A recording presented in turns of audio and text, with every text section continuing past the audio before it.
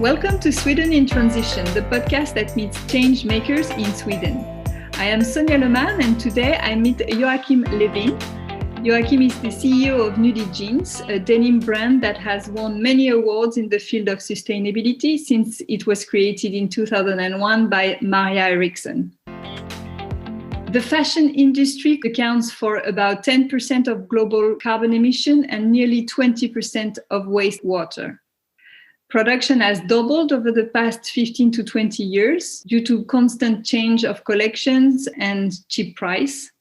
As a result, 40% of our wardrobe is rarely or never worn. But in this conversation, we will see that it is possible to challenge this fast fashion model. So welcome, Joakim. Hi. Thank you. This podcast is called Sweden in Transition. What do you put behind this notion of transition? And what's your outlook on the times we're going through right now? Strange times. I try to stay quite positive and quite pragmatic in general. If we're talking about business and what we're doing with Nudie, I'd say I'm quite positive in many ways. You can just do what you do and try to do your best. Try not to worry too much about things. It's not going to help you anyway. The world is facing a lot of problems at the moment, and some of them have to be dealt much better than they are at the moment if we're not to end up in a very problematic place. So you're speaking about climate, I guess? Yes, of course, yeah. There's a lot of other things as well we can discuss that's problematic at the moment also. But I mean, let's focus on the environment and the climate change, I'd say. So before we speak about Nudie, I'd like to know more about you and how you came to do what you do today and be conscious and interested in those subjects. Yep. I'm Joakim Levin. I'm 47 years old now. I'm from a little small town, 45 minutes outside of Gothenburg. My background is actually mainly from music. I used to play drums in various hardcore punk rock, indie rock bands professionally, more or less, for about 10 years before we started this. At the same time, for some strange reason, I ended up studying financial economics. Even today, I have serious problems understanding why I did it. But I learned some really interesting things. Even more, I guess, I came to realize what I didn't agree upon. At that time in the 90s, when you went to business school, it was still very much influenced by neoliberalism. Milton Friedman, for instance. I'm always coming back to his classic statement that the business of business is business. A company should mainly focus on making money, creating shareholder value. That's the sole purpose of a company. Yeah, it's also some kind of theoretical background to not give a fuck. So in many ways, I was coming from some kind of left-wing movement before, got very fed up with that. And I got very fed up with business school and that way of looking at the world as well, of the music industry as well. So me and Maria had been living together for a number of years. She was working at that point at Lee in Brussels as a design manager for Europe. We sort of both wanted to do something else. We shared this love for denim. For Maria, it was very much starting as a very deep love for materials. Denim in particular, of course, been working with it for many, many years. For me, it was very much doing stuff together with other people and being in control. We never had any dreams or hopes of becoming a company. We ended up, if we could do 1.5 million euro turnover, have 1 or 2 employees, that would create a fantastic foundation for our private lives. It turned out to be something different.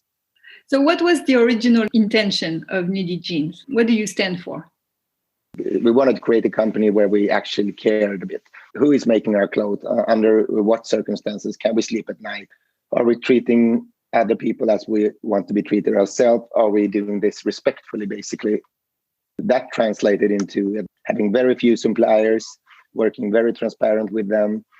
Prices ended up where prices ended up, more or less. We wanted to make a certain kind of product. Maria has always been super product driven. She wanted to be able to work with those kind of fabrics, quality suppliers that for a number of reasons were not possible to work with in a big organization where price points, volume targets, etc. has to be met.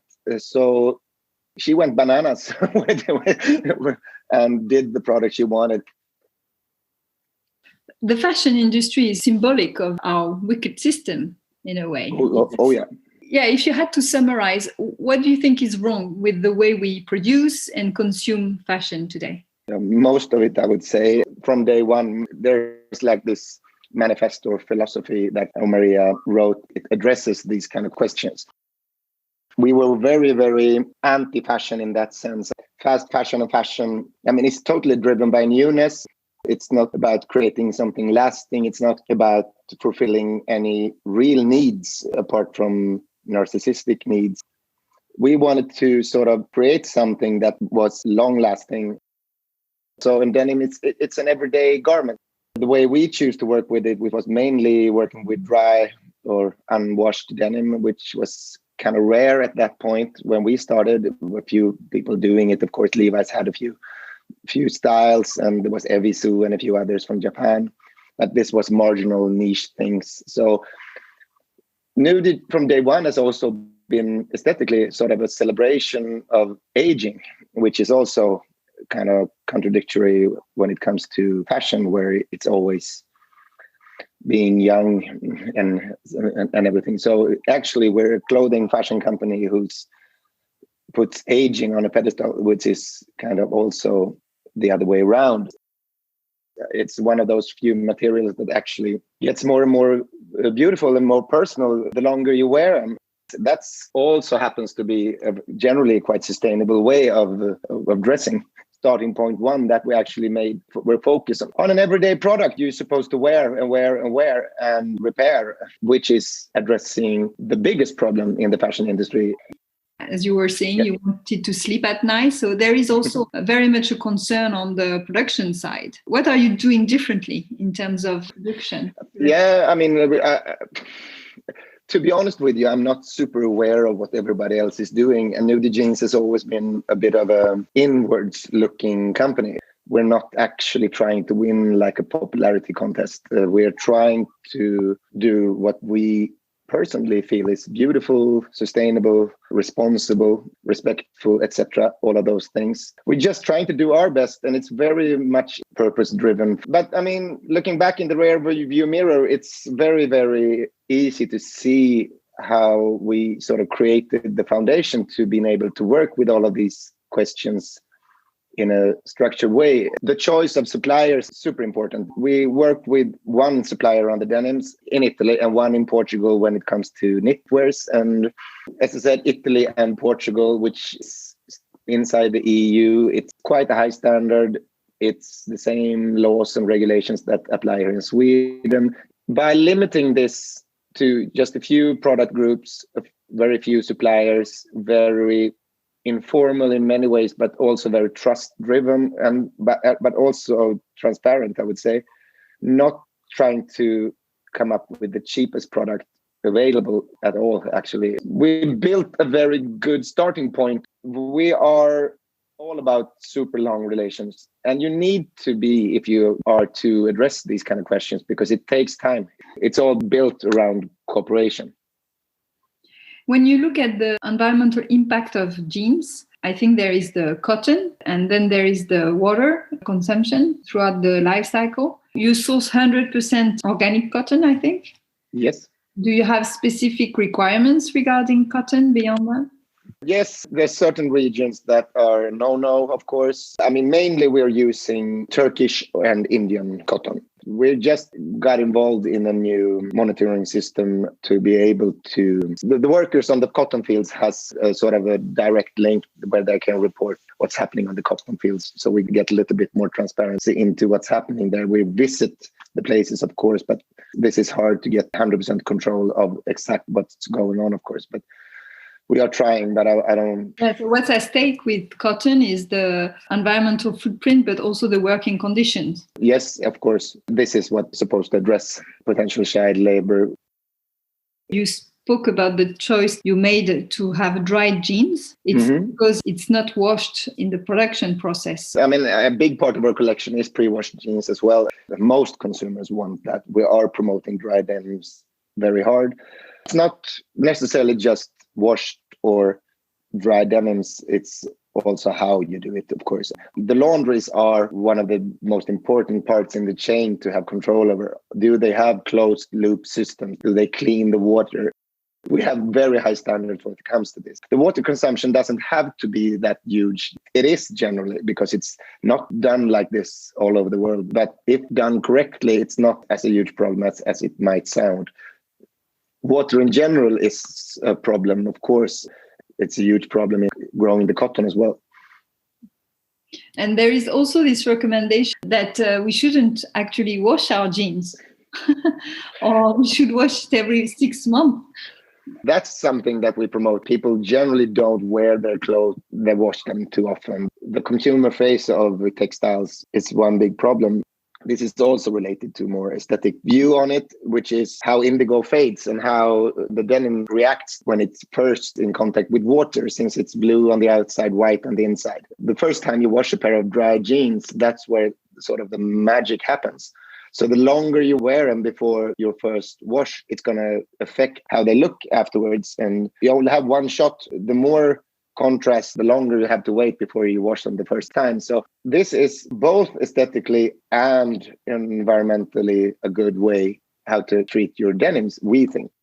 It's a little bit like the repair service, which is something that I'm very proud of, and it's been very successful in many ways. Prolonging the life of an existing product, that's probably the most sustainable thing you can do. And we don't really care whether people use a repair service as a sustainability statement, or it's just the fact that if you wear your jeans for a very long time, they're going to eventually break. So in many ways, it's a service thing as well. So 2 examples of how we are aesthetics and service meets sustainability quite naturally. The customer, just by using the service, is actually acting in a more sustainable way, whether they care or not. It doesn't really matter. Yeah, the important thing is the result. But exactly. That means that if I buy a Nudie jeans, I can, in 10 years, in 5 years, whenever, I can come back in the shop and I can leave the jeans to you and you repair it for free, or? Yes, we've been doing that now for several years. I think we were at 60,000 pairs of jeans, it's something a year. It's growing all the time as we open more stores, since it's done in our stores, the repair shops. It's free, and as long as it's a pair of Nudie jeans, you don't need a receipt or anything. It doesn't really matter where you bought them. So, yep, that's how it works. You say 60,000 pair of jeans. That's the amount you repair every year? Yes, yeah, the latest number. Wow, that's huge. So people are really using that service. Oh, yeah, they are. Yes, they are. The little store here next to the office, they are repairing a bit more than 100 pairs a week. Yeah. You have also rebirth. What is that? It's the rebirth is actually in the 3rd step. I mean, we have the repair service, then we have what we call the reuse, which is secondhand. You also have the opportunity to drop off your old pair of jeans and get a 20% discount instead on a new pair. What happens after that is that if they're good enough, we wash them, fix them up, and sell them as reuse, secondhand. If that's not possible, we either use the garment as patching material, the repair service, or one of our suppliers is able to use it in creating new fabrics as recycled cotton. This is something that are growing because a big part of the denim today is not 100% cotton, because the trend the last 10 years has been that everything is supposed to be stretched. It's been quite hard to recycle it since it's plastic inside. They have a solution for that now. So we now can start using the huge pile of old jeans with stretch that we have lying around in the warehouse. Our intention is to ramp this up. We have a new project in Tunisia, and the other project, the earlier one, is in Turkey, where we also have one of our biggest denim suppliers. Because it doesn't really make sense to ship this around. We need to have one solution where the production is happening. We're aiming at doing blends with 20%, something like that, recycled. At the moment, we don't want to go too high with the recycled cotton because the fiber is shorter and it might affect the quality of the garment too much. The other big project with materials is actually looking at alternative fibers for denims, trying to use wood or something like that, because in the end, cotton is not a great material, but it's the cornerstone in denim. So in the end, we're a denim brand. We need to come up with material mixes that still feels the way it should and looks the way it should. We're moving forward in that as well. So it's a lot of small projects all the time. Yeah, it's a lot of R&D. But just to come back to the circular initiative, the only issue with that is that you end up with a pair of jeans here in in Sweden or in the UK, and then you have to bring them back to Tunisia and get them upcycled and then back to the stores. Yeah, I mean, the best thing we can do is actually, of course, try to keep them as jeans, and that's what we're trying to do. Exactly. So the rebirth is when we're doing upcycling of it, the reuse when we're selling them as secondhand, and the secondhand part of it is what we're focusing on as priority one, of course. So the jeans that comes into the stores as trade-ins are priority one is to fix them up and sell them again in the store. Now I want to speak about more the social side of sustainability, because you've got a lot of initiative on that front as well. Can you tell us about Fairwear Foundation? Fairwear Foundation is the organization that we've chosen to cooperate with. They give support and they do third-party evaluations and things like that, which gives a lot of more credibility to what we're doing. I'm not sure if they're as important for us as for a few others, since we are quite aware of what we're supposed to do anyways. But it's always good to have someone keeping an eye on you. You've got your in-house program, I think, called Living Wage. The Living Wage program is something that we are doing at the production facilities in India at the moment. We're rolling it out to another supplier, hopefully in Turkey as well. This is mainly us trying to address the question that the minimum wages and the wages actually being paid out isn't really corresponding to the living wage needed to make a decent living. This is also something that a lot of people from the business say can't be done. So we just tried it. It's very hands-on. So in cooperation with the Fairwear Foundation and other NGOs, what is the reasonable living wage in India? And we are paying our part of what is missing. So it's not that we are paying everything so everyone gets a living wage. If all the other customers at that factory would have been doing the same, we would have ended up that way. We are trying to get others involved in it. I think there are a few others now. It's an important project. It's also about showing that things can be done actually if you just address them. And what's the difference between that and fair trade? Fair trade is all about raw materials, how the material is produced and then what circumstances farmers in this case are operating. So you're tackling the second step with the factory. What we can. The problem with fair trade is that the consumer, sometimes I feel, can be misled to believing that something that's fair trade certified necessarily means that this product is made on fair conditions. It doesn't mean that. It just means that the raw materials have been made according to the fair trade standards. The product itself could be sewn and washed under terrible circumstances. That's kind of confusing, I think. As soon as you dig into these questions, it's not black and white, it's all gray. Part of the brand's identity is about transparency and communication. On the Facebook page, you're trying to do a lot of videos to clarify some of those points. We're trying to do it in a more simplified way. Sustainability can be quite heavy. It's very fact-oriented. It's also quite political. It could be very depressing. And we're trying to put focus on these issues, but not making it too heavy. I mean, educate our users and consumers a little bit about why we prefer this, how this works. Many people have, it's going to be consumer going to change this. I don't believe it's going to be that way. It can't be really. I mean, not really realistic to think of that everybody is supposed to sort of dig through our entire sustainability part on the website, which is quite heavy, just to make informed decision. Exactly. Yeah, I agree. I think it's the brands who need to do the filter and nudge people into the right product.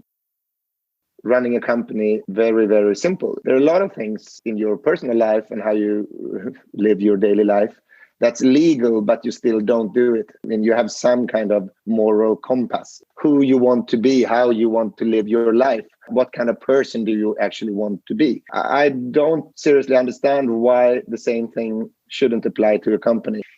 It might be easier with smaller entities because you keep the leadership. You clearly identify who is behind the company and the brand. When it becomes too big, then the responsibility is kind of diluted.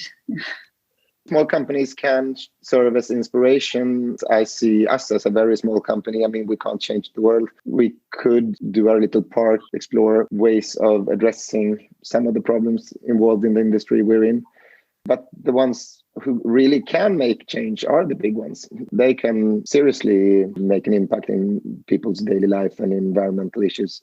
You think the industry is moving? Because we hear a lot of initiative around fashion for good and the industry getting organized. What's your feeling? What's happening? Looking at the climate change discussion, it needs to be a little bit more criticism of the system in general and not all these. Everyone that's doing something is, of course, better than doing nothing if you start there. In the end, if you look at some kind of initiatives that we have taken a public stance in, for instance, Better Cotton Initiative, we don't think is good. It might be less bad, but it's still not good at all. The basic problem with cotton isn't really addressed. Still using way too much chemicals. And it also sort of gives the consumer, from our opinion, the impression that I'm making a sustainable choice here.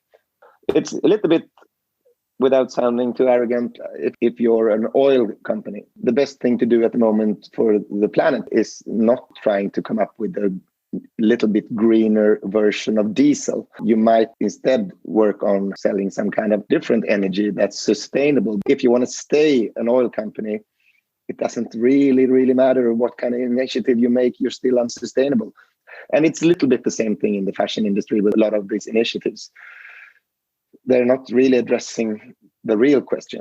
We're not addressing all of them either, of course. But long answer to your question. What is the real problem then? No, but it's overconsumption. It's overconsumption, and it's that people buy clothes and just throw them away. It's so many stages involved in that production, so much energy, so much labor, so much everything that's been invested into that product, and then use it once and throw it away almost. I mean, the priorities then is sobriety, and to achieve that is to have a fair price. Because if you buy a $2 t-shirt, then in your mind it's disposable. Exactly. You're telling the consumer by pricing it at $2 that this is something that's not that important to look after or take care of. Yeah, exactly. The other big problem in the fashion industry has more to do with what kind of products are you actually developing? Are these products in any way have some kind of long-lasting design features, both aesthetically or quality-wise? I used to be very, very much into secondhand clothing when I was growing up, 80s, 90s. I think it was like 10 years ago when I was traveling, someone wanted to go into a few secondhand stores and I was like, okay, let's go in and have a look. And it sort of struck me, this is strange. This is like a time machine, and not in a good way. It's exactly the same kind of garments hanging here as it did like 1995. Exactly the same kind of garments. Then it took me like a few minutes. Then I realized it's very simple. What's been made the last 20 years doesn't work here. No one wants to buy it from different reasons. It's still the same kind of 60s, 70s coats, denims, jeans, jacket, leather jackets, etc., etc., etc., etc. Things that were made before fast fashion really changed the industry. That's the best way to look at it. How good is the fashion industry at the moment? Judge it by the amount of garments that some other person, for some reason, finds interesting enough to try to resell. How fashionable can we be and still be sustainable? Because on the other hand, we can't do the same kind of product over and over again because we will end up being too boring. It's true across the board. We need to buy less, but better. How do you increase in quality in everything that you do, in everything you buy? And develop and create products that are repairable. So what are your advice for us as consumer? Start with asking yourself, is this something that I will wear? I mean, really wear, or is it just something I'm buying for this one party? If you just ask yourself a little bit of questions like that, is there any way that I could sort of get some of my old stuff in shape by repairing? Just think a little bit before you buy something. To be honest, it's not really harder than that. It doesn't necessarily mean that you need to buy everything in recycled wool and it's all gray. If you want to have this really crazy jacket for 20 years, I mean, buy it as long as you use it. Your intention is not to grow that fast. It's just to go on with your agenda in a smooth way and limited growth. Yes. The demand for the product when we launched this was overwhelming, I would say. The positive thing is that it enabled us to become a way bigger company and become very financially strong. The problem was that we sort of lost a little bit of the agenda and a lot of our independence. Today, we don't work with those kind of more mass market big retailers anymore. We don't have anyone really left in globally. We've built up our own distribution with the repair shop and nudiejeans.com, and we also added quite a lot of small independent stores. Again, this has, of course, drastically increased our potential to grow, but it had to be done for us to be able to get back and have 100% control of what we're doing. And this is something that we haven't talked about yet, which is also, I would say, maybe might be the biggest thing, that we are still 100% privately owned by me, Maria, and Kalle, who came in a year later. So he's like the new guy. He's been 19 years with us instead of 20. No, I'm kidding. It's that we are still 100% independent. With that comes a bit of responsibility as well. I wanted to mention Veja, probably not Yes. a brand of sneakers. They've decided to have no marketing budget, or at least no communication budget. What do you think of that? We had the same strategy for years. We didn't pay a penny for any kind of marketing or product placement or anything for the first at least 10 years. It changed for us when we started shifting this distribution to building our own distribution network. We had to market what we're doing. Today, the digital sort of changed that. Today, you're able to communicate straight with the user, and it's also very fact-driven. We are a quite fact-driven company. And that's the only kind of marketing we pay for and basically do as well. Our marketing budget is tiny compared to industry standard. I think you had a prize this year. I won Sustainable Leadership Award here in Sweden. I've never won any individual prize before, so it was kind of strange. It's an organization that's giving out this prize every year, has been doing it for 20 years. Some quite prominent people has received it before me. I felt very honored, to be honest. And Maria just wrote a book, Start Your Own Fucking Brand. What is this book about? I would say it's very much our in many ways, but most of all Maria's version of why we're here. And the title there, Start Your Own Fucking Brand. I was in the actual meeting actually when she said it years and years ago. At that time, I'm not going to say who, but it was a very big distributor we had who was doing amazingly well. He was explaining to us what kind of products we needed to add and what kind of products we needed to be much better at. And after a while, Maria sort of got fed up and told him, you sound like a really, really smart guy and you sound like you really know how to do it. Why don't you start your own fucking brand? I often ask if you have a quote before we close. It can be a quote from a song or I don't know. It could be it's two things that I always come back to. Even if he's fallen a little bit out of grace lately, I've always been a big fan of Morrissey before, Smiths. He has one text that I always come back to regarding how we look at this company and how we're doing it. It's my own life to wreck my own way. That's a little bit how we choose to approach some things. And when it comes to sort of leadership and how we do things, we actually are best at, I guess, at Nudie Jeans, and which has always been priority one, it's get shit done. Try it. If you just sit around thinking, feeling, discussing all day, you're not going anywhere. Start doing things. Maybe half of it will end up in the trash bin. In the end, it's about doing stuff. Thank you so much. And you too. Thank you. Take care.